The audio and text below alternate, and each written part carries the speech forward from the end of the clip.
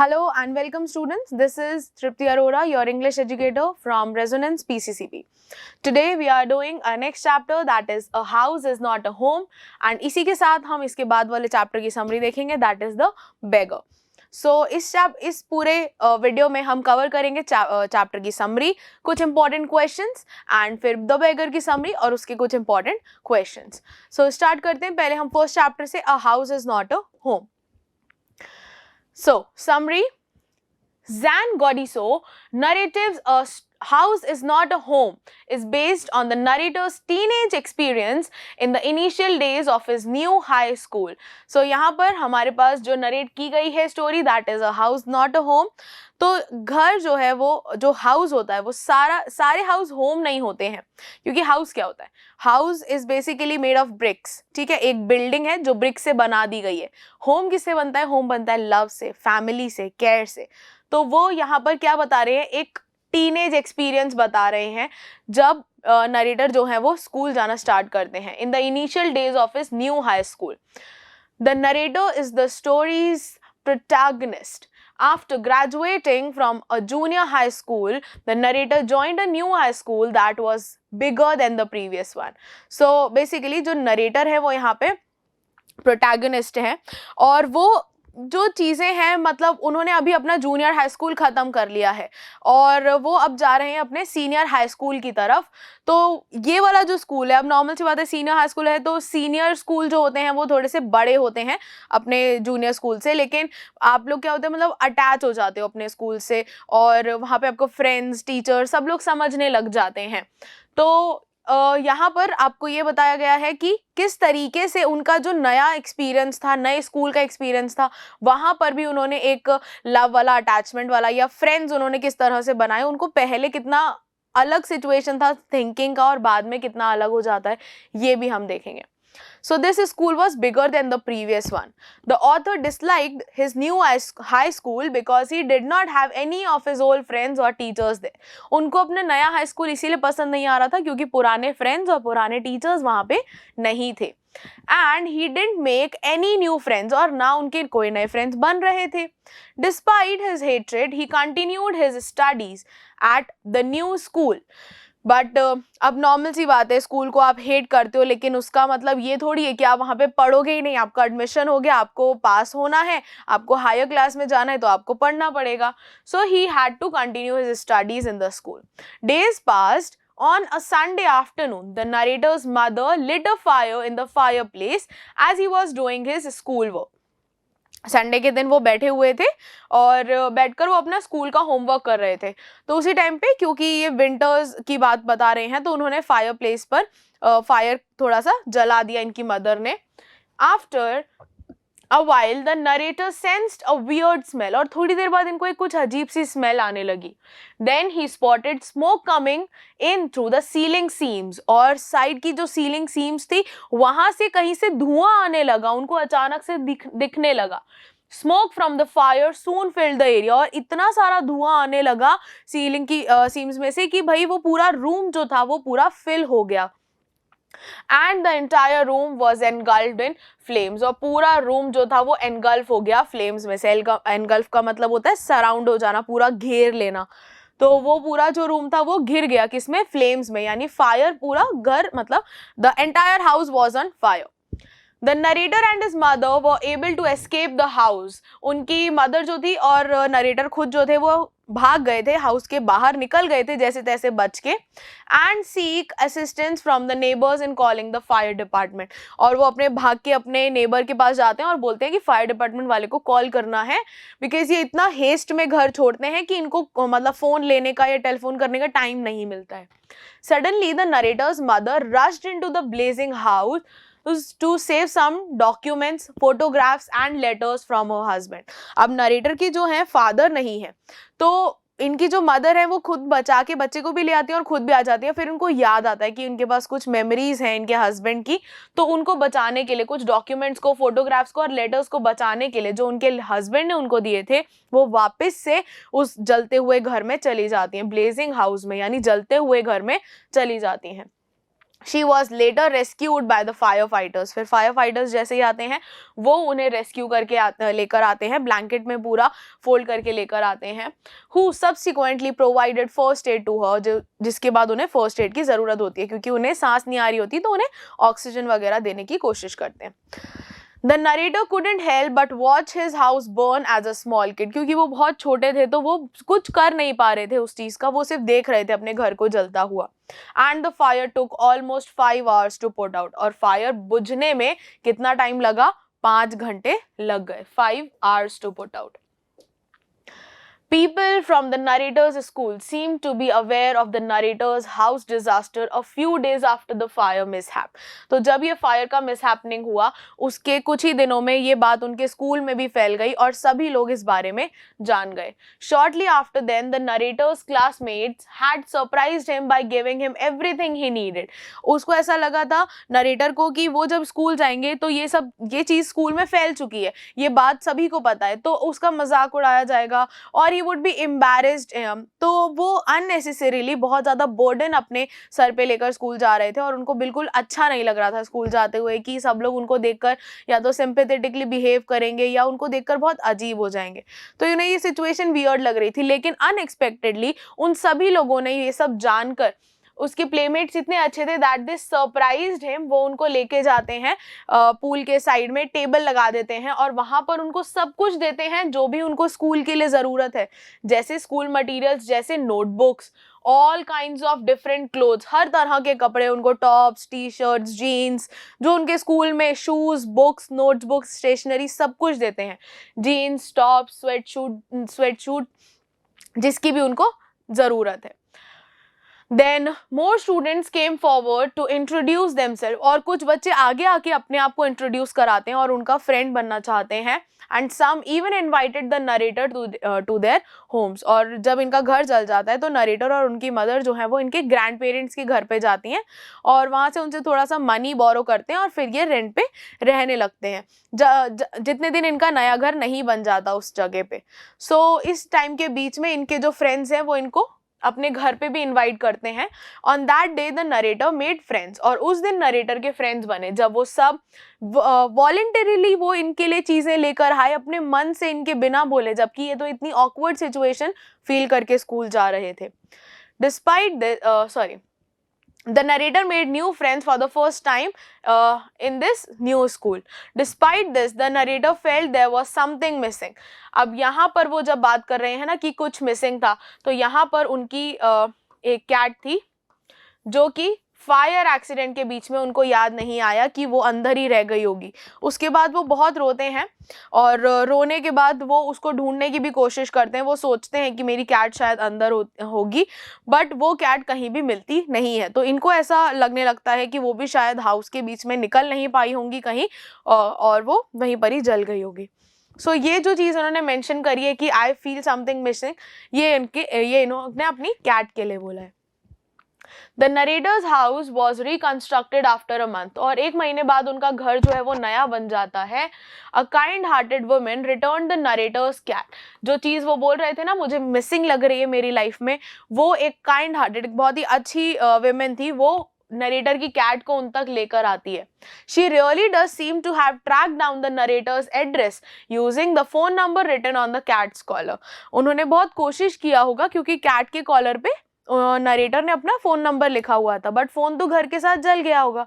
तो 1 महीने बाद जब वो घर वापस से रिकंस्ट्रक्ट हुआ, जब फ़ोन वगैरह सही हुआ, उसके बाद उन्होंने बहुत मेहनत करके उस फ़ोन नंबर को ट्रैक डाउन किया 1 महीने के बाद, और कैट को प्रॉपरली अच्छी खासी पोजीशन में, वो अच्छी खासी हालत में वो देने आई खुद।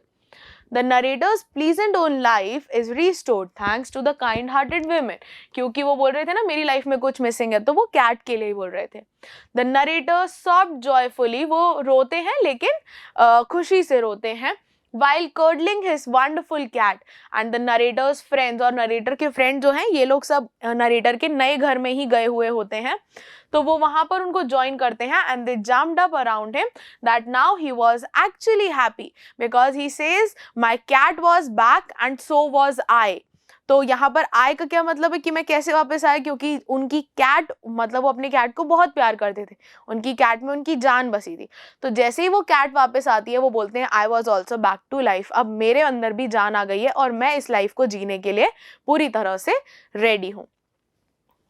Now, so first we'll see the short answer type questions and then long answer. So why did Zan feel awkward and isolated during the first year of high school? Because he was a normal child, and it is a total normal situation for a child to behave abnormally in his new school. क्योंकि पुराने school से क्या होता है, आप अपने teachers से connected होते हो, एनवायरनमेंट से कनेक्टेड होते हो, आपके फ्रेंड्स होते हैं वहाँ पे। और हाई स्कूल में यानी आप किसी न्यू स्कूल में जाते हैं तो वहाँ पे आपके लिए एडजस्ट करना, टीचर्स को जानना, नए बच्चों को जानना, उनसे खुद को इंट्रोड्यूस करना, किसी के ग्रुप में इन्वॉल्व होना बहुत ही ज़्यादा मुश्किल हो जाता है। तो यही वो समझा रहे हैं कि जैन को ऑकवर्ड क्यों लग रहा था और आइसोलेटेड यानी कि अकेलापन क्यों फील हो रहा था। ठीक है, why was he left alone in the new school, क्योंकि वो अभी नया नया गए थे और अभी वो उनके फ्रेंड्स कुछ बने भी नहीं थे। What does the author notice on one Sunday afternoon? So he noticed that from the ceiling seams the smoke was coming out, and after a while the entire room was like filled with flames.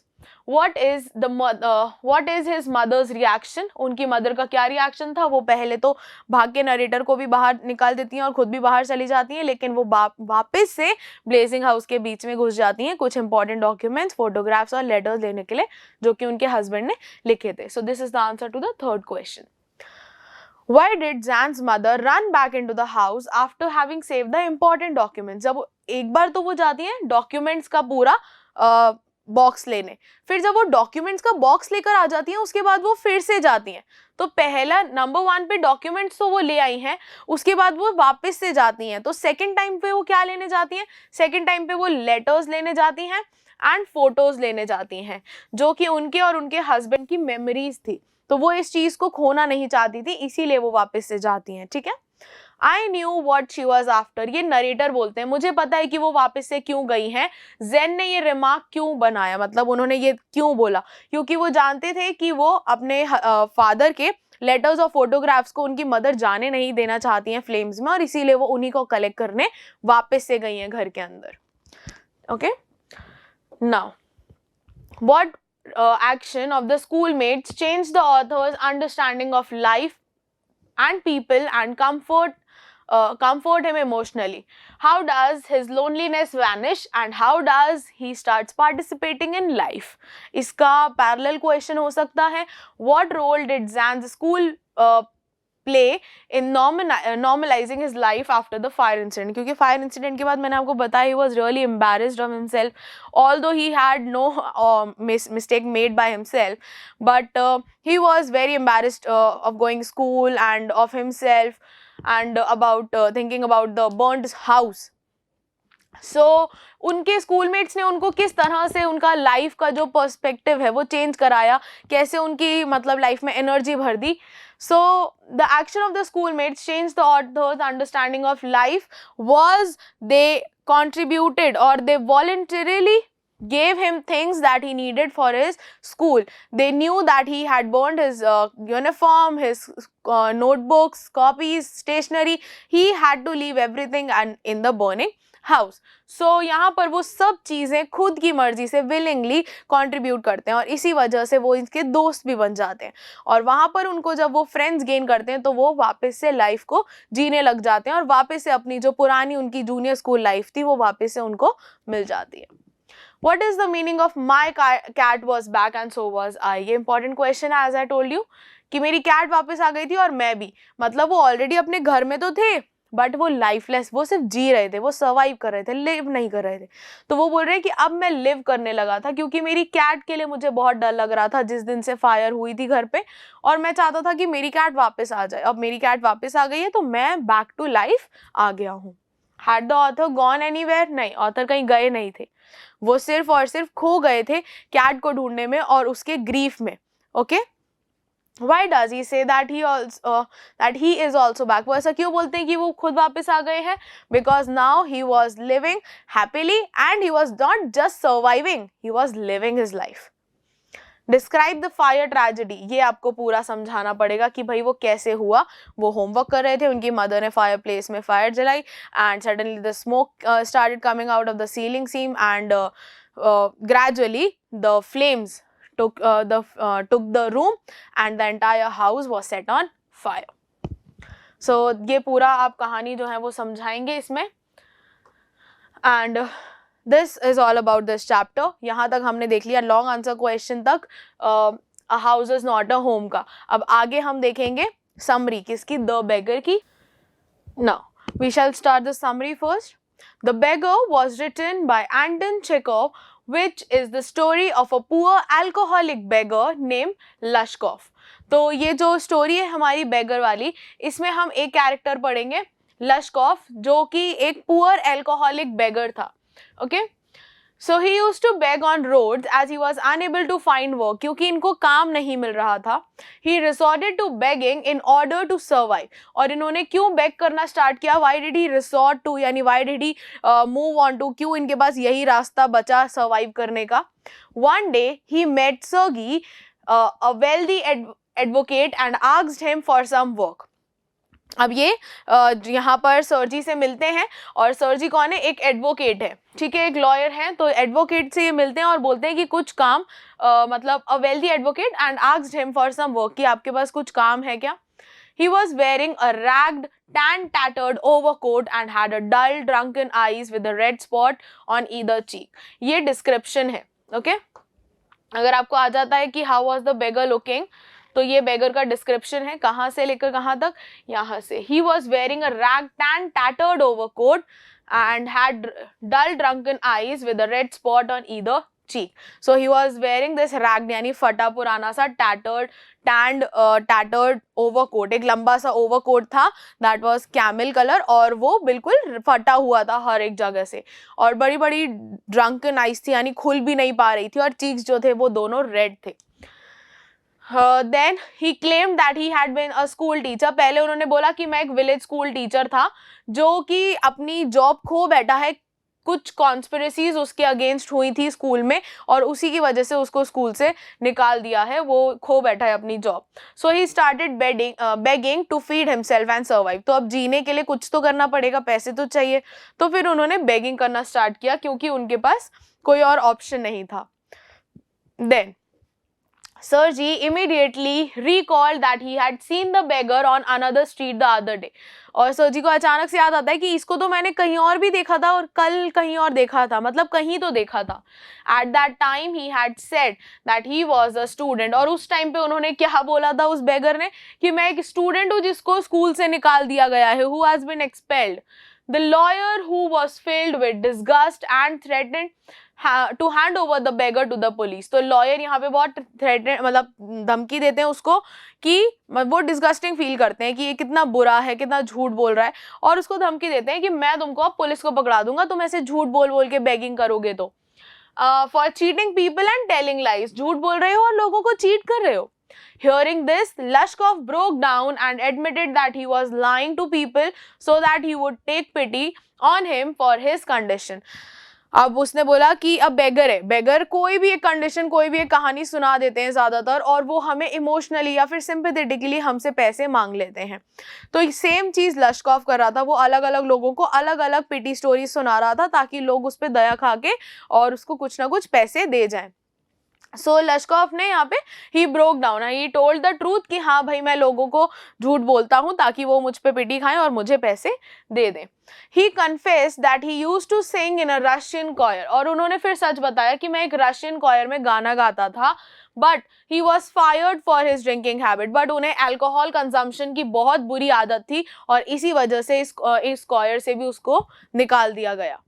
Hence he requested Sergei to give him some work so that he could make a living for himself. फिर वो सर्गी से request करने लगते हैं कि चलो आप ही मुझे कुछ काम दे दो, तो मैं वहां से पैसे कमा के मैं सर्वाइव कर लूंगा, मैं बेगिंग नहीं करूंगा। Then Sergei asked him if he could chop the wood for him. अब क्योंकि ना आपको नेम से ही पता चल गया होगा, Sergei word is basically a Russian name, तो वहां पे ठंड बहुत थी, तो उन्होंने बोला कि तुम वुड चॉप कर दोगे, तो वुड चॉपिंग के मैं तुमको पैसे दूंगा। For him at his house लश्कॉफ instantly agreed. अब लश्कॉफ के पास कोई और ऑप्शन नहीं था, वो बेगिंग करता हुआ पकड़ा गया। अगर उसको सर्गी जॉब दे रहा है और वो मना कर देगा तो यहाँ का इसका मतलब क्या है, इसका मतलब सीधा सा है कि उसको काम नहीं करना, सिर्फ बेगिंग करना है।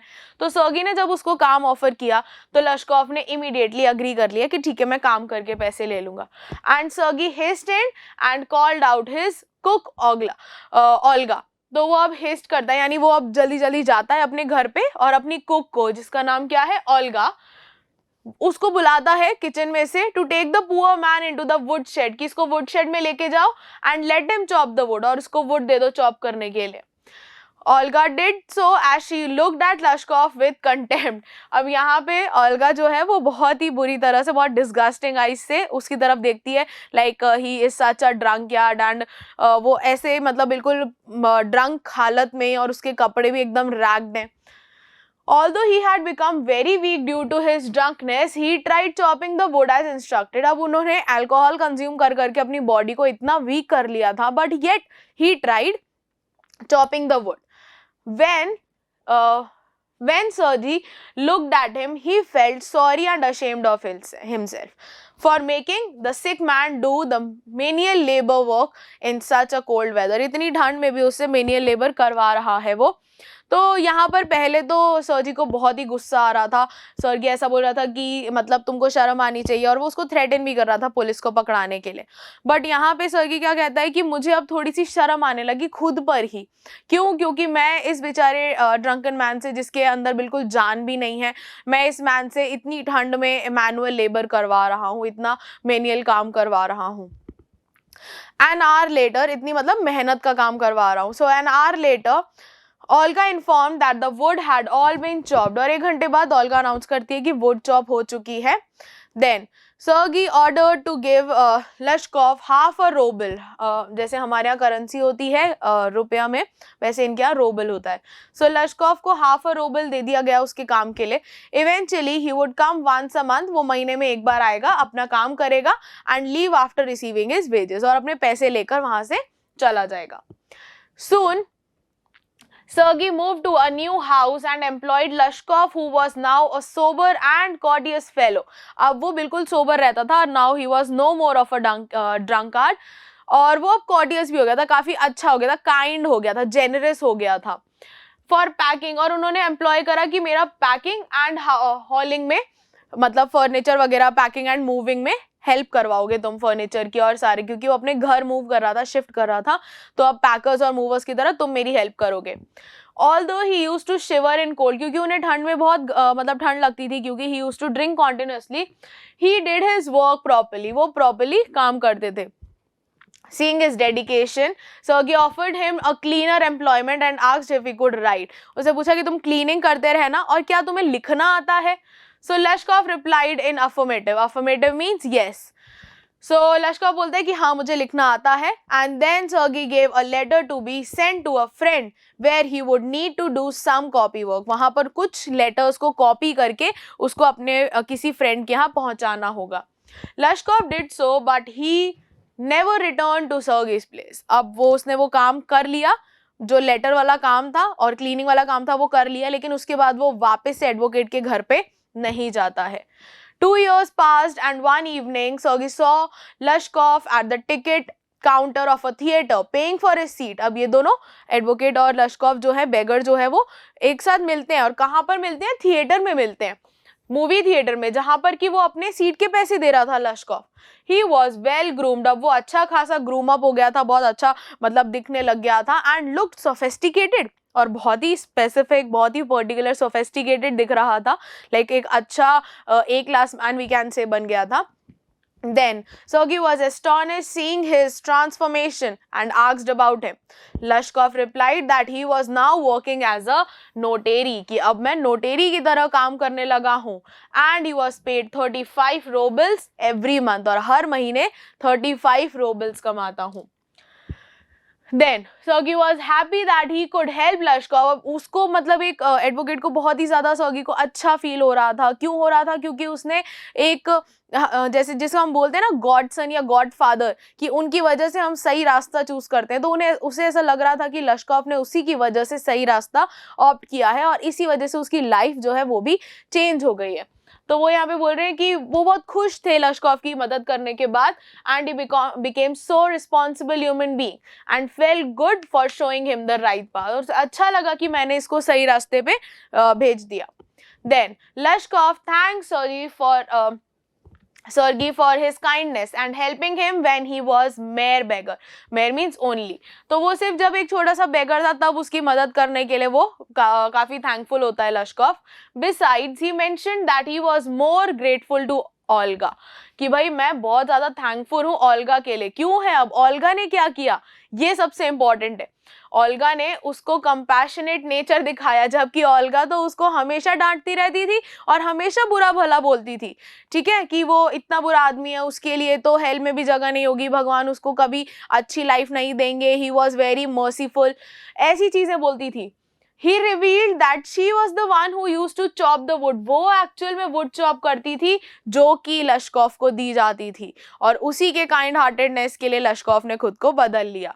Being the kind hearted lady, she would give away the money to him for chopping the wood, task done by her. Chopping तो वो करती थी एक्चुअल में वुड की. लश्कॉफ ने कभी एक सिंगल वुड भी चॉप नहीं करी थी. सारी वुड किसने चॉप करी? ओल्गा ने चॉप करी और वो हमेशा पैसे लश्कॉफ को दिलवा देती थी.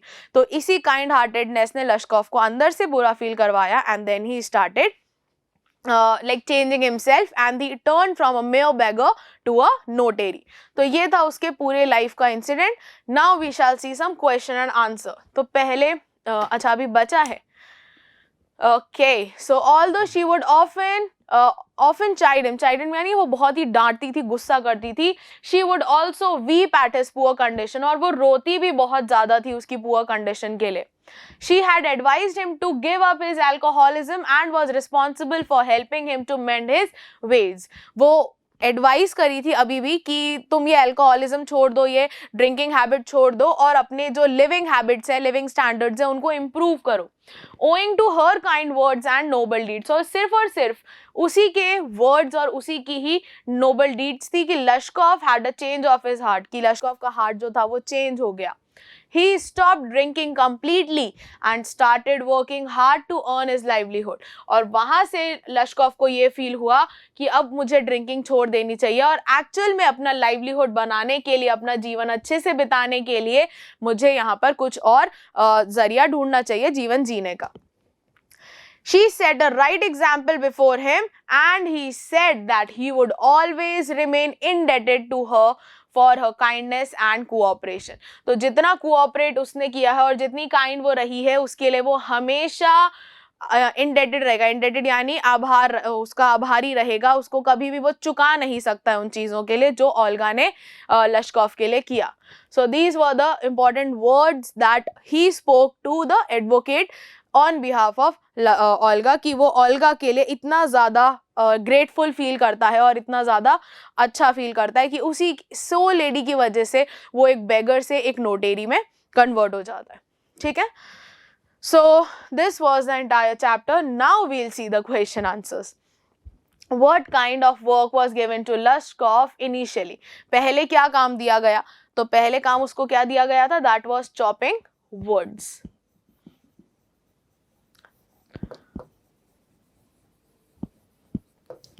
Why did he agree to do it? पहले वो क्यों अग्री करता है? क्योंकि he was caught lying. तो अगर वो मतलब अग्री नहीं करता तो advocate would have taken him to the police. Write a brief character sketch of Olga. ये मैंने आपको अभी बता दिया लास्ट में कि पूरा वुड चॉपिंग ओल्गा ने किया, कभी भी लश्कॉफ ने नहीं किया. तो यहाँ से आप उसका पूरा कैरेक्टर स्केच उठा सकते हैं. That she was a kind hearted lady. Although she used to chide this Lashkov, yet she performed all the things that, all the work, all the tasks that was given to Lashkov. Describe the physical appearance of Lashkov. ये हमने starting में ही देख लिया था, where he was covered with a ragged overcoat and he had all cheeks in red. Okay, he had the dull drunken eyes. How did Sergei feel when he saw Lashkov chopping wood? he felt a little ashamed of himself for making Lushkov do the menial labor work. During their conversation, Lushkov reveals that Sergei's cook, Olga, is responsible for changing or for the positive change in him.